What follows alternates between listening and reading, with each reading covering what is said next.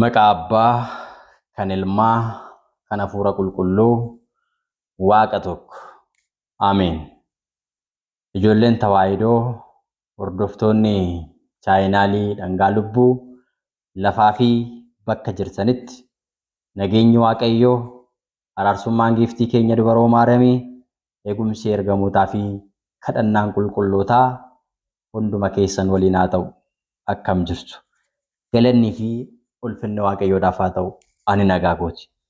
Barnoota keenya guyyaa har'aa keessatti kan waliitiin barannu gosoota sagadaa fi sirna isaa erga ilaallee booda seexana mo'uudhaaf immoo sagadaa beekuu qabnu isa kamii kan jedhu irratti kan xiyyeeffate waan ta'eef hanga xumura sagantaa keenyaatti akkan hordoftan hiriyoota keessaniif immoo sheer gochuudhaan akka qaqqabsiistan viidiyoo kana immoo laayik gochuun akka eegaltan isiniin jechaa kallattiidhumaan gara barnoota keenyatti gala. Egaa dhalli namaa Waaqayyoon uumaa isaadhaaf bitamuu isaa kan ittiin mirkaneessu keessaa tokko sagadaanii jechuudha. Sagada jechuun maal jechuudha? Saganni maal of keessatti qabata? Akkamittiis immoo diina keenya diiyaabiloosiin ittiin injifachuu dandeenya? Dabalataan immoo gosoonni sagadaa meeqa kanneen jedhan barnoota kana keessatti waliin ilaallaa jechuudha. Sagada jechuun gadi of qabuu, Waaqayyoodhaaf bitamuu, jilbeeffachuu, kabaja kennuu, ulfina kennuu kan jedhu kanneen kana hunda kan of keessatti haammatudha jechuudha. Saganni akka barumsa mana kiristaanaa keenyatti karaa sadiin raawwatamuu danda'a. Kun raawwii saganni ittiin raawwatamudha jechuudha. Tokkoffaan mataa ofii gadi qabuun, lammaffaan jilbeenfatanii mataa ofii gadi qabuun, sadaffaan jilbeenfachuudhaan adda ofiitiin lafa tuqanii sagaduu jechuudha. Isaan kun akkaataa yookiin immoo raawwii saganni ittiin raawwatamudha. Saganni kun gaafa raawwatamu tokkoffaan namoonni mataa ofii gadi qabuun akkasuma jilbeenfatanii mataa ofii gadi qabuudhaan sagada kana kan raawwatan namoota rakkoo adda addaatiin miidhamanii jiran, kufanii qaama isaanii guutuudhaan lafa gahanii harkaan lafa qabatanii addaan lafa tuqanii sagaduu hin dandeenyetu sagada kana akkaataa kanaan sagada. Rakkoo dhukkubaatiin ta'uu danda'a, rakkoolee adda addaatiin kan dararamanii jiran. Qaamni isaanii jilbeenfatee kan isaaniif sagaduu danda'u garuu guutummaa qaama isaanii sagada kana gaafa sagadan jilbeenfachuun adda isaaniin lafa tuqanii Waaqayyoof uumaa isaaniitiif kan ittiin bitaman, kan ittiin kabaja isaaf laatanii fi ulfinaa fi kabaja qulqullootaa kan ittiin ibsanidha jechuudha. Saganni akka barumsa mana kiristaanaa Ortoodooksii Tawaahidootti bakka lamatti qoodama. Isaanis sagada waaqummaa, sagada kennaa yookiin immoo sagada kabajaa jedhamuudhaan bakka lamatti jiramu jechuudha. Tokkoffaa irratti sagada waaqummaa kan jedhu kana waliin ilaalla. Saganni waaqummaa kun Waaqayyo qofaaf kan raawwatamudha. Waaqayyo waaqummaan isaa kan amalummaa isaa qofa waan ta'eef uumama hundumaa, uumama uumees kan jiraachisu, mootii moototaa, waaqa waaqotaa, gooftaa gooftotaa jiraachisuu kan dabarsu, ofii isaa bara baraan kan jiraatu, jalqabaa fi dhuma kan hin qabne, ofii isaa jalqabaaf dhuma kan ta'e, hunda danda'aa, alfa fi omeegaa, hunda kan bitu waaqa waaqotaa mootii moototaa gooftaa gooftotaa waan ta'eef waaqayyo qofaaf qaama keenya guutuun lafa tuqnee jilba keenyaan jilbeenfannee adda keenyaan lafa tuqnee waaqayyoodhaaf bitamuu keenya kan ittiin ibsinu kun sagada waaqummaa jedhama jechuudha. Sagada waaqummaa jedhama. Seera bahuu boqonnaa 20 lakkoofsa 3 gaafa dubbisnu anarraa kan hafe waaqota kan biroo hin waaqessin kan jedhu abboommii kurnan keessaa isa jalqabaati. Saganni kan waaqayyoon uumaa keenya isa nu uume isa nu jiraachisu waaqayyoodhaaf ittiin bitamnudha jechuudha. Waaqayyoof bitamuu didanii sagada kana hin sagannu jedhanii kan morman biyya ergamootaa keessaa gara dachee gara biyya lafaatti kan darbataman raayyaa ergamootaa keessaa raayyaa qulqullootaa keessaa kan haqaman kan akka Daabiloos, Saaxanaa'el, Seexanicha, Jawwicha, Booficha bara durii inni jedhamee waamamu waaqayyo uumaa isaadhaaf bitamuu diduu isaarraa kan ka'e waaqayyoof jilbeeffachuu diduu isaarraa kan ka'e waaqayyoon kennaa isaaf kenne irraa fuudhee gara dachiitti gad darbateera. Dhala namaa ta'ee namni kamuu namni waaqayyoodhaaf hin bitamne namni waaqayyoof hin jilbeenfanne namni waaqayyoof ulfina hin kennine namni waaqayyoodhaaf hin saganne gatii tokkollee waaqayyoo irraa argachuu hin danda'u. Waaqayyoodhaaf sagaduu jechuun waaqayyoodhaaf bitamuu, isaaf abboomamuu, isaaf of kennuu keenya agarsiisa waan ta'eef.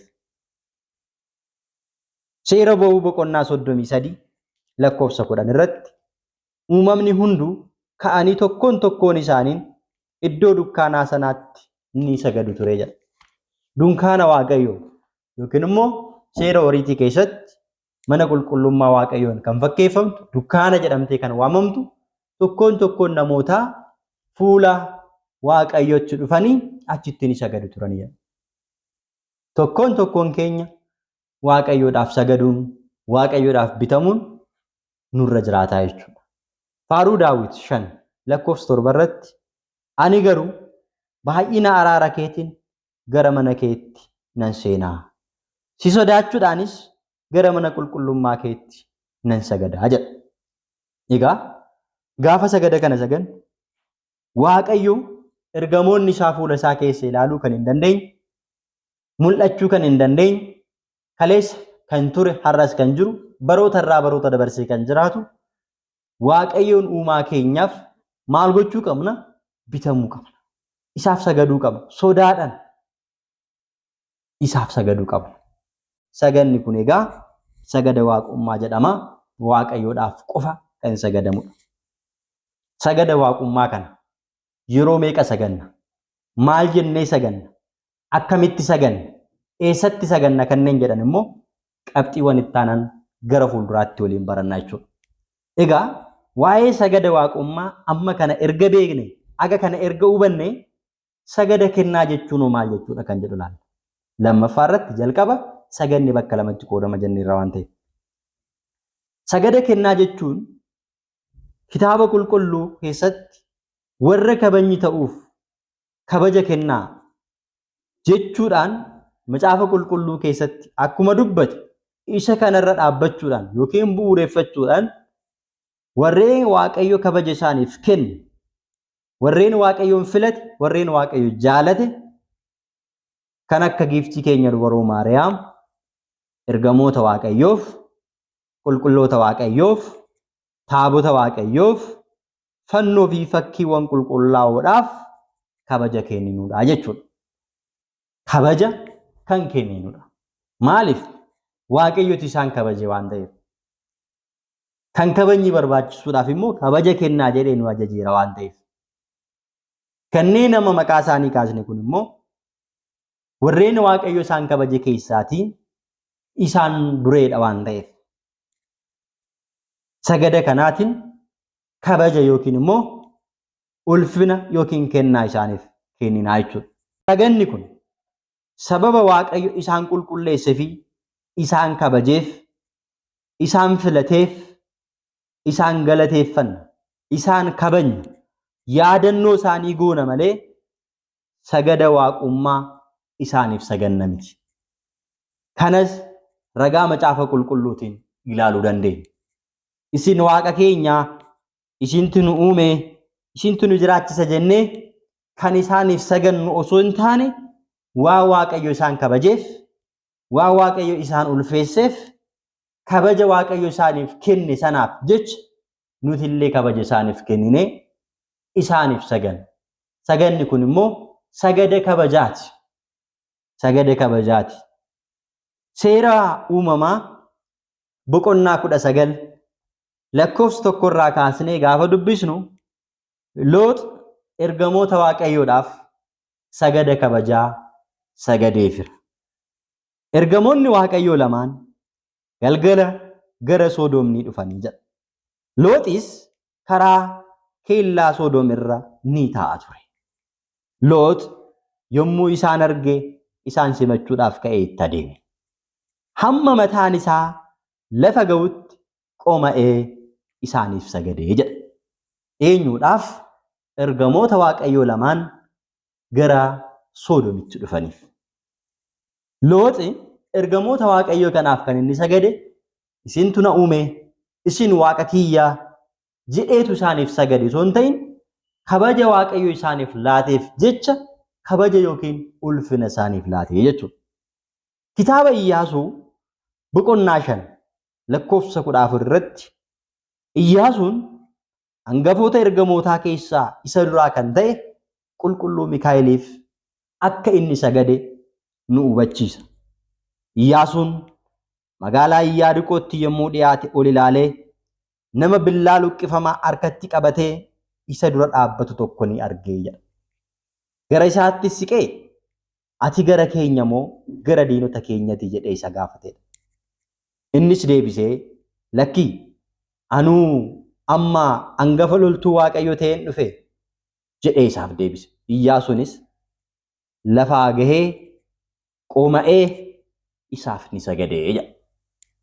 Egaa Iyyaasuun ergamaa Waaqayyoodhaaf gaafa inni sagadu hangafa loltuu Waaqayyoo kan ta'e Mikaa'eliif gaafa jilbeenfatu Mikaa'eliif kabajni waan maluufidha. Kabaja kana immoo Waaqayyootu isaaf kenne waan ta'eefidha. Lammaffaan immoo maqaan Waaqayyoo waan isarra jiruufidha. Seera Bahuu boqonnaa 23 lakkoofsa 20 irratti Waaqayyo Museedhaan akkana jedheera. Museen Gibxi keessaa yommuu bahu yaa Waaqayyo ati na duukaa hin baatu taanaan asii nan baasin jedhee yommuu inni kadhatetti Musee ani si duukaa nan bu'aa, sis nan gaggeessaa, ergamaa koo si dura nan ergaa, ati immoo isa ilaaliti adeemii, isaan mormitee isarratti hin ka'inii, maqaan koo waan isarra jiruufi isaaf abboomamii. Yoo ati waan inni siin jedhe hundumaa dhageesse, waan inni siin jedhe hundumaa yoo raawwatte warra siin mormaniin nan mormaa, warra diinota keetti immoo anatu diina itti ta'a jedhee abdii guddaa kana Museedhaaf kenneera.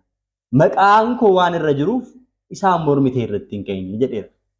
Egaa Filiphis keessatti qulqulluun Phaawulos kabaja maqaa isaadhaaf jilbeenfadhaatii sagadaa waan jedhee kaa'eef maqaan Waaqayyoo ergamoota irra waan jiruuf nutis kabaja maqaa isaaf ulfina maqaa isaaf jecha ergamoonni Waaqayyoos kan kabajamanii fi kan filataman waan ta'aniif sagada kabajaa yookiin kennaa kana isaaniif sagannaa jechuudha. Kana qofa miti. Dhala namaa warra ta'an keessaa namichi tokko kabaja qulqulluu Daawitiif akka sagade macaafa qulqulluu irratti nu hubanna. Guyyaa sadaffaa isaatti namni tokko gadda irraa kan ka'e uffata isaa tarsaasee awwaara mataatti firfirfatee iddoo buufata isaa ol keessaa gara Daawititti ni dhufe. Namichi yommuu dhiyaatetti ulfina Daawitiif amma lafa ga'utti qoma'ee sagadeef jedha. Macaafa Saamu'eel isa lammaffaa boqonnaa 1 lakkoofsa 1 irratti.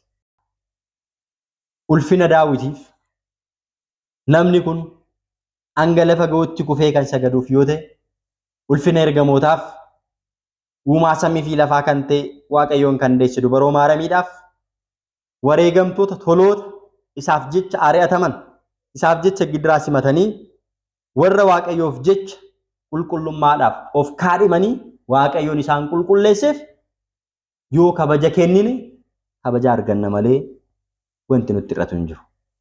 Kana qofa miti.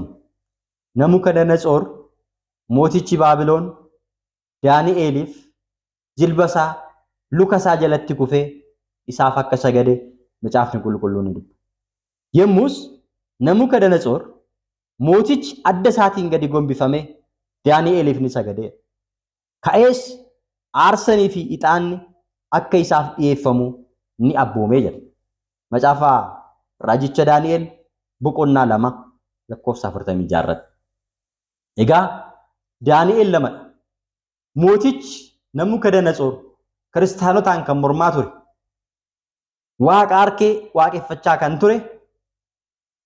Ajaa'iba Waaqayyoo Daani'el irra bulee raawwate ilaaluudhaan Waaqni inni waaqessaa ture. Waaqni harkee, Waaqni tolfamaan sun sirrii akka hin taane baree Daani'eliin afaan leencaatti erga darbate Waaqayyo erga isa oolcheen booda achi keessaa baasee Daani'el ati nama qulqulluudha. Waaqayyoon ati waaqessitus Waaqa dhugaadha jedhee Waaqa Daani'eliif miti Daani'eliif iyyuu sagadeera jechuudha. Adda isaatiin gadi gombifamee sagadeef jedha. Eegduun mana hidhaa yeroo Phaawulosii fi Siilaas mana hidhaatti darbatamanii achi keessatti Waaqayyoon galateeffachaa faarfachaa turanitti ergamaan Waaqayyoo barrii sana banee gaafa isaan gabbaasu eegduun mana hidhaa sun gaafa barbaade isaan dhabu ofirratti tarkaanfii fudhachuudhaaf gaafa jedhu Phaawulos as jirraa dhiisiittiin jedhan. Inni immoo mana hidhaa eegu sun ibsaa fichisiifatee ol fiigee Rooma'ees miila Phaawulosii fi Siilaas jalatti kufee jedha. Gadis isaan baasee ani akkam fayyuuf maaltu anaaf ta'a? Gooftolii koo jedhee isaan gaafate jedhee hojii duuka bootaa boqonnaa 16:29 irratti barreesse. Egaa gooftolii kiyyaa jedhuun itti ga'e. Maaliif Waaqayyooti isaan kabaja Waaqayyo isaaniif kenne irraa kan ka'e ergamaan Waaqayyo dhufee osoo namni hin argin barrii jalaa banee baase. Isaan garuu qulqullummaadhaan namoota deddeebi'an waan ta'aniif namtichi akka inni miidhaa ofirratti hin raawwanneef itti mul'atan. Innis isaaniif sagadeedha. Hojii duuka bootaa boqonnaa 10 lakkoofsa 25 irratti namichi Qarmeeliyoos jedhamu Phexrosiif akka sagade ni ka'a. Mul'ata Yohaannis boqonnaa 19 lakkoofsa 10 irratti qulqulluu Yohaannis ergamicha isatti mul'ate sanaaf akka inni sagade ni ka'a. Asirratti egaa hunda caala yommuu waan kana dhaggeeffannu yookiin kitaaba kana dubbisnu hubachuu kan qabnu ni jira. Ergamichi osoo naaf hin sagadin jedhuuni Yohaannis lammaffaa kufee ergamaa sanaaf sagadeefira jedha. Ergamichi kan akkas jedheef garuu gadi of qabuuf Yohaannisiif ulfina guddaa waan qabuuf turedha.